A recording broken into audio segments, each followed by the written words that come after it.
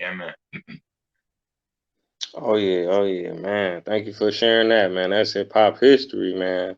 So I gotta ask you, how did things change for you? You know what I'm saying? Once you dropped a smash single like that was a big song. What did that album? You went platinum or gold or? A little bit of both, man. When you look at before I debuted, the summer '97, 3 months after the death of Biggie Smalls, right around the corner, man, I was introduced to Sunny California, and a solo deal with Priority Records. You know what I mean? On behalf of No Limit and Master P.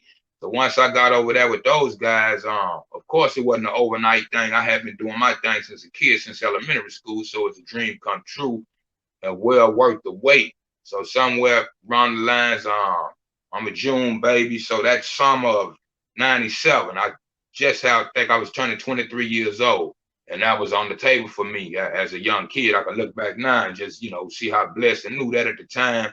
But who would get so long? We talking 25, going on 26 years later, and we talking about the same record that initially he again debuted that summer on the Bout It soundtrack from the Bout It movie, and it was one of the star songs on that record in particular, and that catapulted and rocketed my career.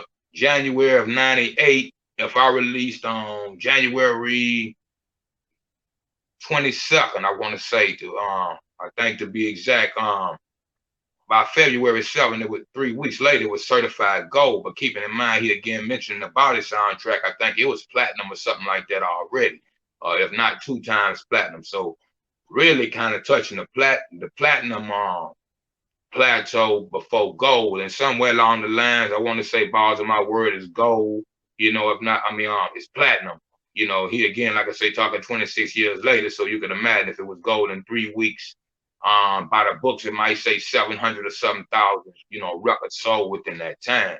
So, and underground platinum, whatever you consider, I want to say that's a platinum album too. And in some places it's written as that. I got to really give a call to the RIAA because a lot of people have been telling me that I got my gold plaque, but I never got my platinum plaque, man. So yeah, platinum gold, bro. Yes, sir.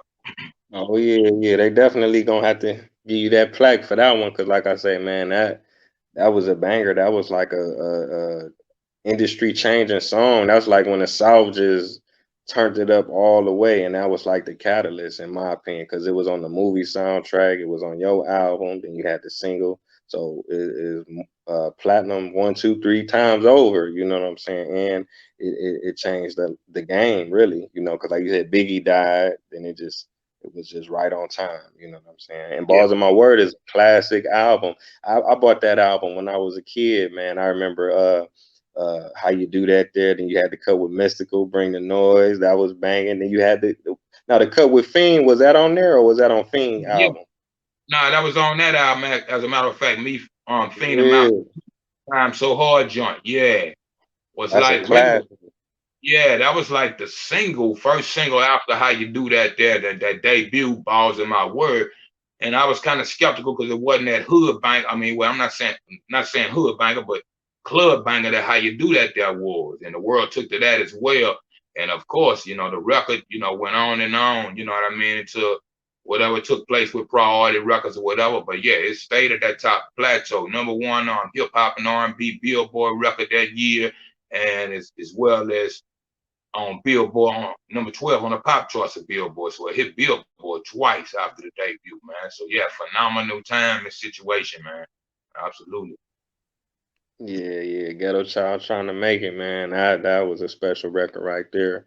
Um, now back to How You Do That there. You ended up remaking it, right, with Brother Lynch and Tech Nine.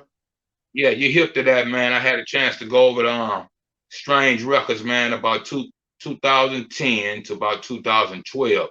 And yeah, we decided to put our geniuses together and remake the song, man. And to anybody know about it, they love the song. And of course, the guy Problem out of Compton, California, come out a year later and do it again. Then it blew again, man. So yeah, on and on and on. Absolutely. Oh yeah, most definitely. Now the remake dope too. I mean, you got some. some legendary artists on there. Brother Lynch, bruh, man, he a lyrical beast. Tech Nine, a lyrical beast, and the original was fire, man. So big shout out to everybody on that. What I'm trying to think. Who are some major artists that you worked with outside of No Limit and Strange Music? Did you get a Of chance course, to work with any other cats in the industry? yeah, shouts out to my big bro, always Sebo and the West Coast Mafia. We still affiliates to this day. Roy Jones Jr., the boxer, you know what I mean, with the body head banger situation. I was over that way for a minute. And where did I go from there? Who am I missing? Selecto Hits was a distributor, and of course, Strange and Tech Nine now was about some of my last, just far as co-op deals or being a part of the label. But of course, guys like David Banner, Pimp C produced to Bring the Noise, rest in peace. So a Rest in plethora of peace. artists, yeah, over the years, man, you know what I mean? Cocaine, Daz Dillinger, I'm missing. You got me going through my brain child thinking all the albums I did. Trey the Truth, you know what I mean? So phenomenal artists over time as well as right now. I'm working on a record right now for me and Mac 10. And me and Mac 10 was label mates back in the priority days, man. So I'd had a blessed life to be able to encounter some of the greatest guys walk the planet, man. I'm still building, and anybody, you know what I mean, that I'm reaching out to me, what I hadn't done in the past, I'm trying to be continued. You hear me? Oh yeah, oh yeah. Big salute to you, man. Yeah, you definitely worked with some